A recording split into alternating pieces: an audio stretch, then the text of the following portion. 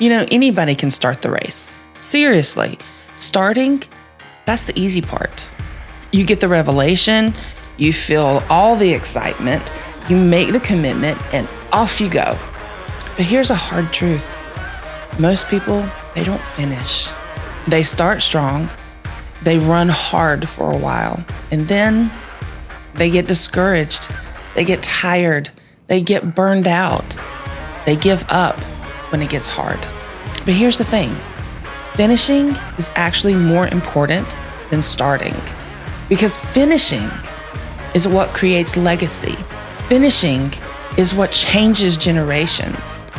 But finishing, it takes something most people don't have. By the end of this episode, I'm going to give you some endurance that you need.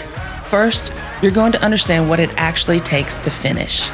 The exact ingredients for the long haul faithfulness. Not just theory, but practical biblical truth that you can apply today. Second, I'm going to show you how to recognize and overcome the 5 most common fulfillment killers. The things that derail most people before they ever reach the finish line. You'll see them coming and you'll know how to fight back. And third, you're going to walk away with strategies that help keep you going even when you don't feel like it, even when results aren't showing and when you want to quit. Because feelings, sometimes they can be liars. And you need tools that work when your emotions fail. You were created for a purpose. Finding it was the starting line. Following it is the race, but fulfilling it, that's the finish line. And I'm going to show you how to cross it. Real quick, if you haven't downloaded the Bible study workbook that goes along with this series on finding, following, and fulfilling God's will for your life, make sure to go check the link in the description box below. It's totally free, and it is an incredible partner with this series. Boy, life just be lifing sometimes, huh? I think by the time this episode airs, it's going to be almost 2 weeks. Every time I've gone to film, I've either been sick or had a migraine or just life intervened. But we're back and we're going to learn how to cross that finish line strong, and I'm excited to dig in. The first thing I want to address, however, is some of the problems about fulfilling your call. Let's first talk about why people don't finish. Well, a lot of times it's because the initial excitement just wears off. When we first get that revelation, we get super excited and we just go after it, right? But then time goes on. And one of the things I love to say, because it's true, is anything you want to do in life, whether it's a business endeavor or it is a project you want to do, anything that you want to approach in life, it always takes longer than you think it's going to take. It's going to cost more money than you think it's going to cost, or it's going to cost more of your investment, whatever that investment is. And it's going to require way more energy than you think it is in the beginning. That's just the way it is, no matter what you do in life. And even if that is chasing after the call on your life, those 3 things, those 3 principles, they still apply. As you're just walking through the process, that excitement can certainly wear off. It makes you weary, makes you tired. It makes you want to quit. A lot of times obstacles can seem bigger than you expected. The timeline is always longer than you had hoped, and the results aren't coming fast enough. And then sometimes we step into this trap of comparison. Comparison robs your joy, and it makes you become discouraged. And discouragement, it can sometimes become overwhelming. A lot of times this can look like if you started a ministry and you started it strong, now you barely show up. Or you launched a business with this big vision, and now it just feels like you're just going through the motions. Maybe in the beginning, you knew exactly what your calling was, but now you start to question everything. You started running your race, but now you find yourself just sitting on the sidelines. The cost of quitting is unfulfilled potential, abandoned your callings, generation of impact loss, and God's purposes get delayed, and ultimately you have personal regret. Now that we've uncovered why most people quit, let's talk about what it actually takes to finish the race. For many years in my early life, I just assumed and believed the fact that I just can't run. I'm not a good runner. I would start off strong, but after a little while, I would just have to stop and walk because everything in me was burning. My shins were getting shin splints. I was getting inflammation. I'm like, evidently, I'm just not a runner. I can't finish even a mile run.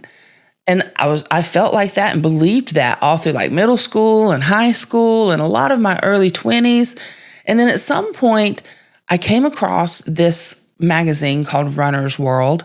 I don't even know if it's still in publication. I'm assuming it's still in publication, but it started talking about the science behind running and that there is a science to how you strike your foot, how you roll your foot, your pace, your posture, your breathing, like everything in your body has to be in sync with each other. You can't just take off and expect to finish strong. There's a science to your specific body and how it needs to run, your cadence, your posture, your pace, your gait, how you strike, all these different things. So I started experimenting with my own body. And before you know it, I was running a 5K most every morning, at least 5 days a week. I would go run a 5K. I could run it without stopping. I could run it without having to walk. I could run the whole thing and finish strong every single time because I learned what it would take for me personally to hit the ground the correct way so that I'm not getting inflammation in my joints or my legs, and I could pay attention to my breathing. And I learned how to do this long cross-country type race. Like 5K isn't really cross-country, but it was much different run than just running like 100-meter sprint. You can run a sprint super, super strong and just go after it and maybe not get all the side effects of trying to run long term. But when you start running a long race, it's a completely different science behind how your body reacts. Once I learned the science for my body, I was able to run and run and run and run without having to stop or without failure. Running a sprint, a short-term, full gusto race is completely different than the long haul. If you start running a marathon or even a 5K like you're going to run a sprint, you are running at the wrong pace for the wrong race. Because sprinting mentally, it doesn't work for the marathons. Running with endurance, it requires a different approach than just simple intensity. So let's do a quick reality check. When we find God's will for our life, we have this exciting revelational moment, and that is a lot like sprint energy. When we're following God's will, we're having this daily obedience. This is where we're maintaining our pace. But when we're starting to fulfill God's will in our life, that is an endurance race. It's endurance over years and decades even sometimes. That takes a marathon reality. And most people, they prepare for a sprint and then wonder why they can't sustain the marathon. So the first thing we have to do is shift our mentality from a sprint mentality to one of an endurance mindset. So what does it take to fulfill God's will in your life? Well, the first ingredient is faith.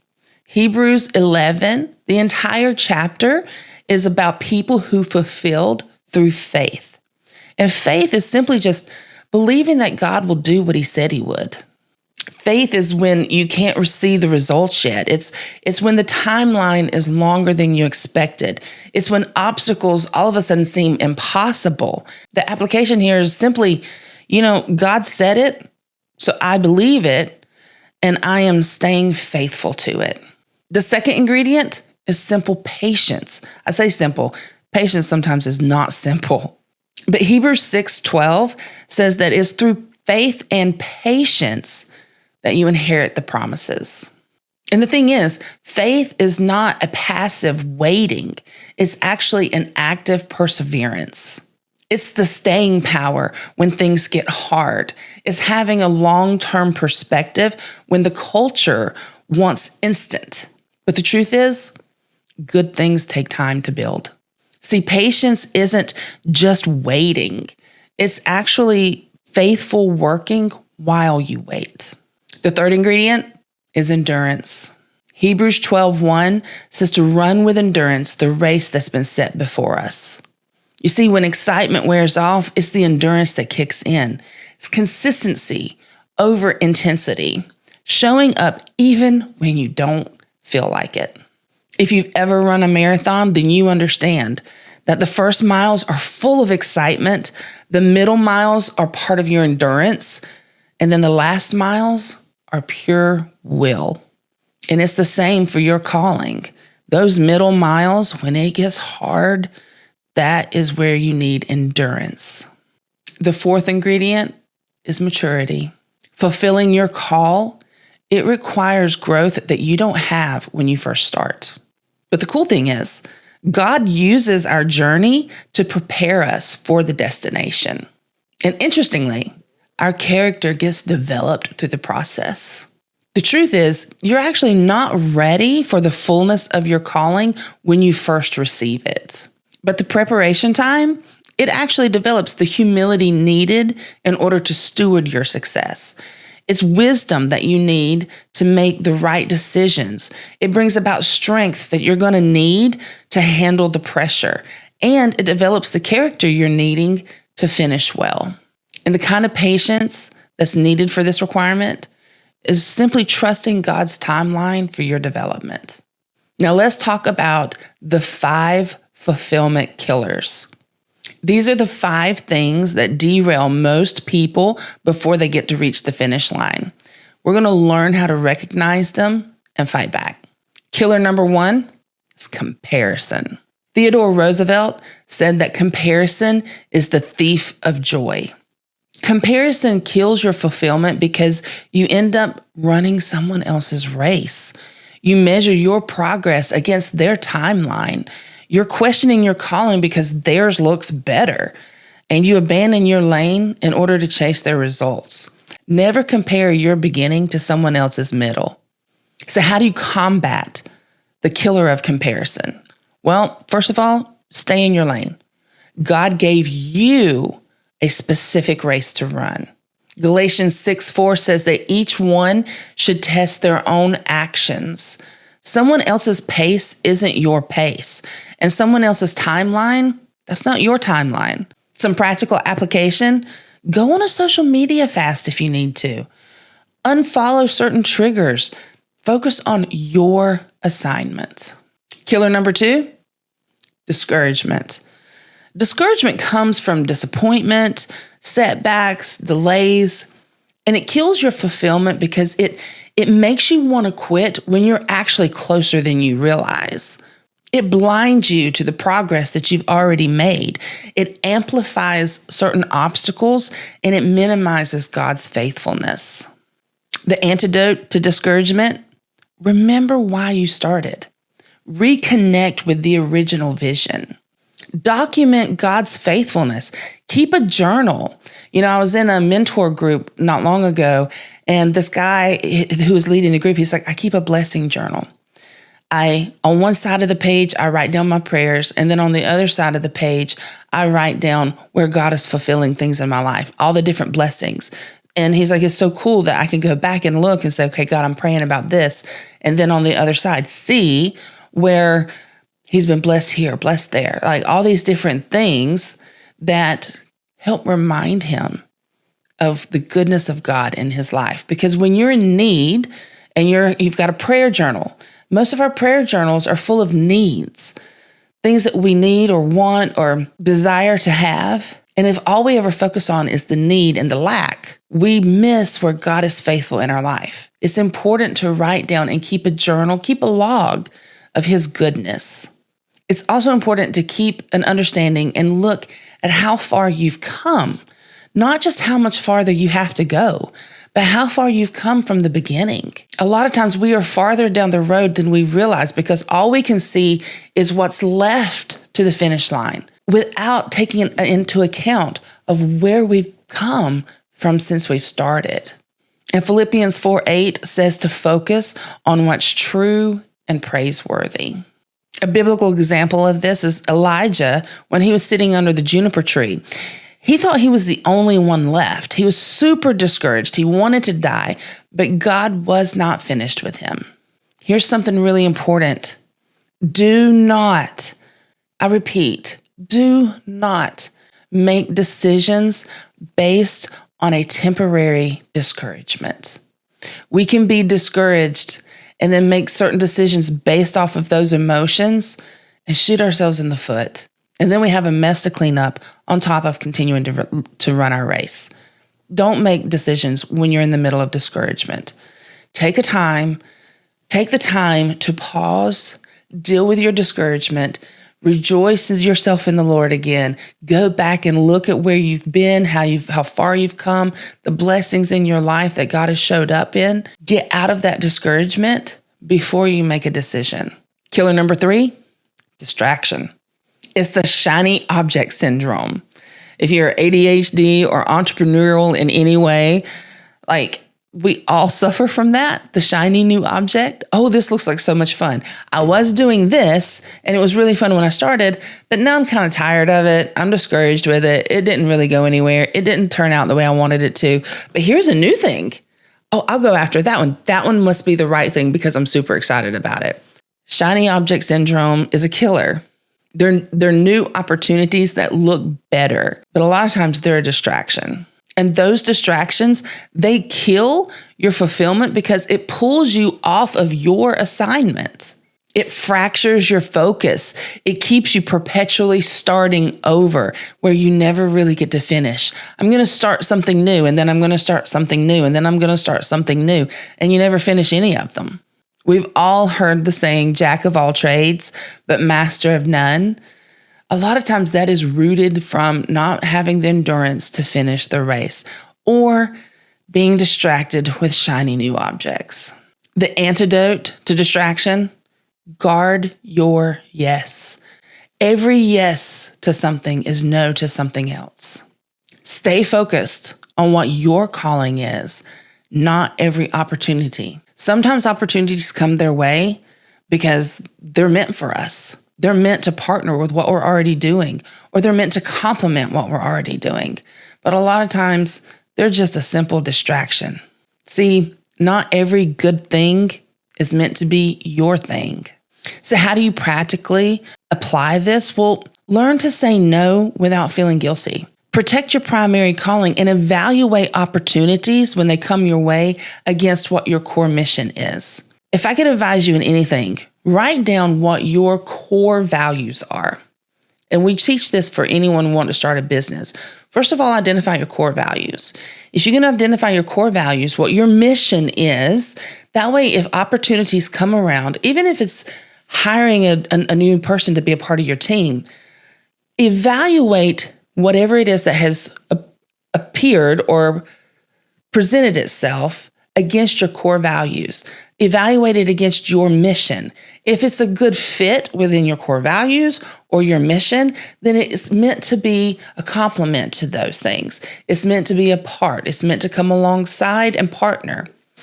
If it doesn't, it's meant to be a distraction, and it's not for you. Killer number 4, impatience. We all have a microwave mentality, especially in Western culture. We want it, and we want it now. We don't want to have to wait for it.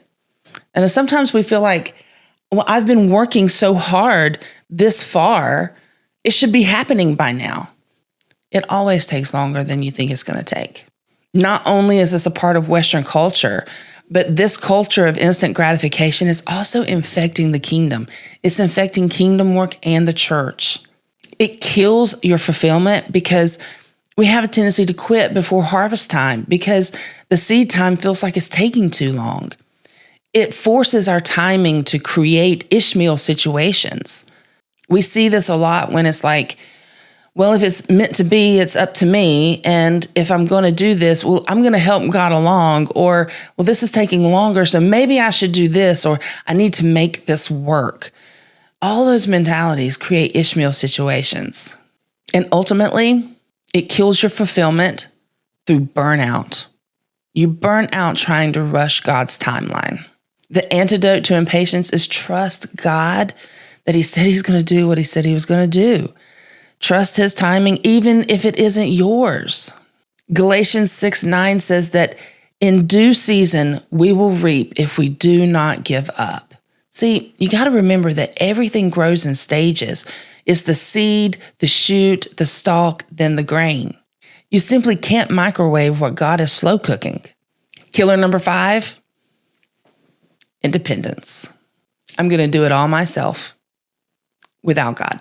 Now, you may not be consciously thinking that, but it starts off with this dependence. We start off with dependence, then it shifts to this self-reliance, because as you gain competence, you feel like you can do it. You feel like you can do it all by yourself. And you may not even be consciously aware of that. It's just how you start operating. But it kills your fulfillment because you end up burning out trying to do everything in your own strength. It kills fulfillment because the results don't last, because they're not spiritually sustained. They're sustained through your sheer will. And ultimately, there's pride involved. We don't even want to admit this, but there's pride involved, and pride leads to fall. The antidote to independence, daily surrender. Not my strength, but yours. God, I need to lean on you right now. John 15:5 says that apart from me, you can do nothing. And here's the thing. As you walk through your journey, you will become more competent. But the more competent you become, the more you need to make sure you're staying dependent on the Father. You're staying dependent on Holy Spirit to continue giving you the endurance to run well. Because what God births, God sustains. So now, you know what it takes. You know the ingredients. You're aware of the killers. Now here, we're going to talk about how to actually keep going when you want to quit. Strategy 1 is just to remember your why. Why are you doing what it is you're doing? Reconnect regularly with your original vision. Ask yourself, why did God call you to do this? Who will benefit from you finishing? What's at stake if you quit? Practically, you could write out your why statement and then go back and read it when you're starting to feel discouraged. Make sure you're keeping your vision visible. Write it down, make it plain. Strategy number 2, make sure you celebrate the small wins. Come on, take the win. A lot of times we say, well, it wasn't as good as this, or it wasn't as good as that, or I could have done better.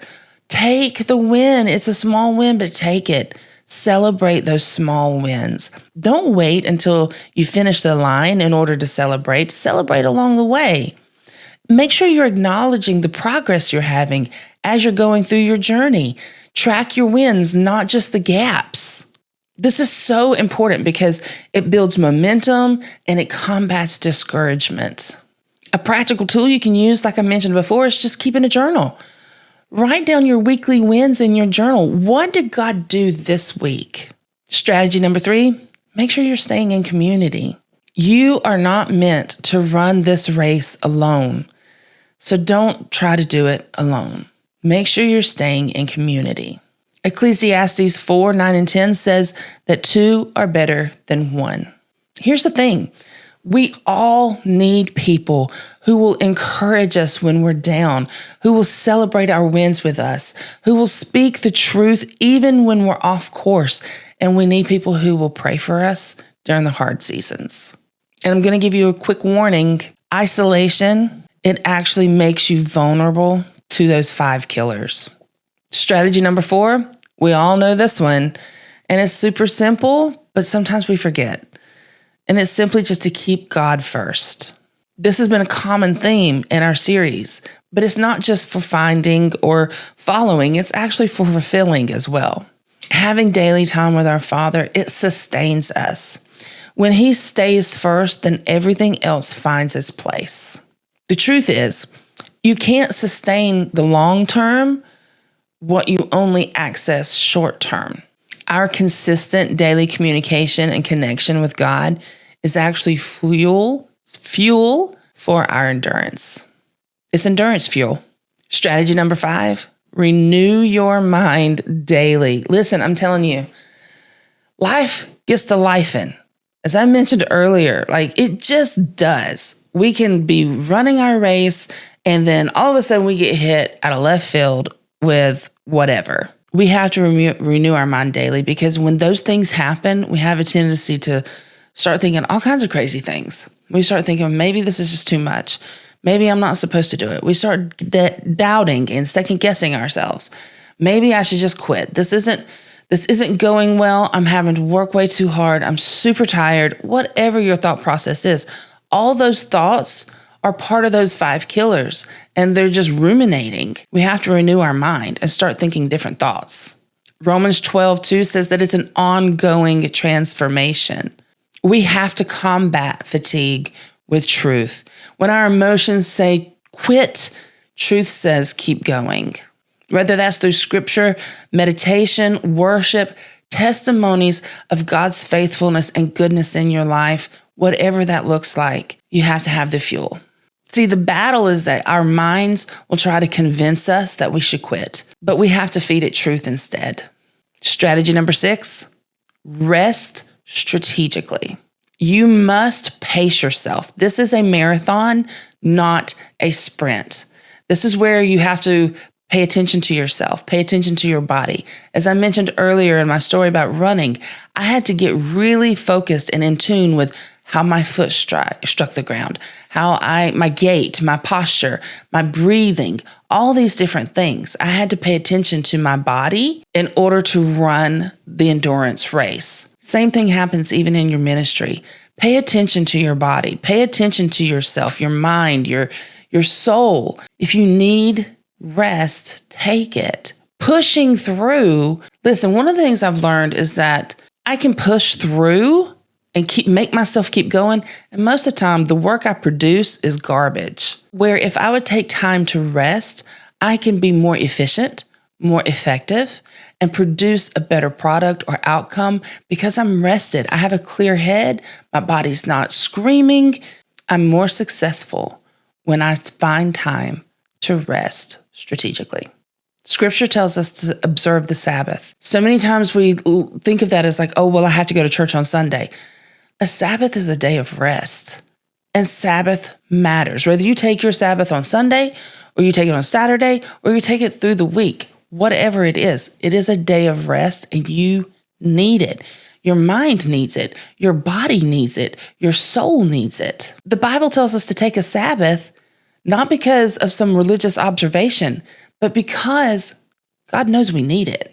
A lot of people may feel like, oh, well, I pushed so hard to burnout, and that's some testimony of faithfulness. No, that is a testimony of pushing through when you should have rested. That's a testimony of failure in a lot of ways. Not to say that if you've experienced burnout that you're a failure, but let's be real here. I've experienced burnout, and it was a testimony of failure in parts of my life. Me failing to take Sabbaths, me failing to rest, me failing to lean on God, me failing to trust in His strength and not my own. It was me pushing through in my own strength and go, push till I die, burn the candle at both ends. Let's be real here. It is a testimony of failure. And I'm not saying that to discourage you in any way. I'm not saying, oh, you're a failure. We've all done it. We all do it. But if we want to finish well, we have to stop. We have to rest. And rest is not quitting. Rest is wisdom. Jesus gave us a perfect example of this. He would regularly withdraw from the crowd to go rest. So if you're going to follow anyone's example, I can't think of a better one to follow than Jesus. Here's the thing. You're going to rest at some point or another. You can either do it strategically, or you can push through and burn out, and then you're going to be forced to do it. So let's choose to do it strategically along the way so we don't have to experience burnout. There is reward for fulfilling our calling. There is a reward for finishing well. Matthew 25:21 says that, well done, my good and faithful servant. You see, legacy gets created when we finish well. Legacy will outlast us. It creates impact that multiplies throughout generations. Not only that, but we actually do get some personal satisfaction of completed obedience. In your workbook, there's going to be endurance builder worksheets for you to work through. There's going to be a 5 fulfillment killer assessment, why I started vision clarification, and some long-term goal setting within God's will. So make sure you have the workbook so that you can work through these for yourself. You were created for a purpose. Finding it was your revelation. Following it is our obedience, but fulfilling it, that's legacy. So don't quit before the finish line. The world needs what God put in you. Your family needs it. Future generations need it. So finish the race. Finish it well. In our next episode, we're going to be talking about the desires that God places in our hearts and God's will. So you don't want to miss it. Hope you guys have a great day, and I'll see you next time.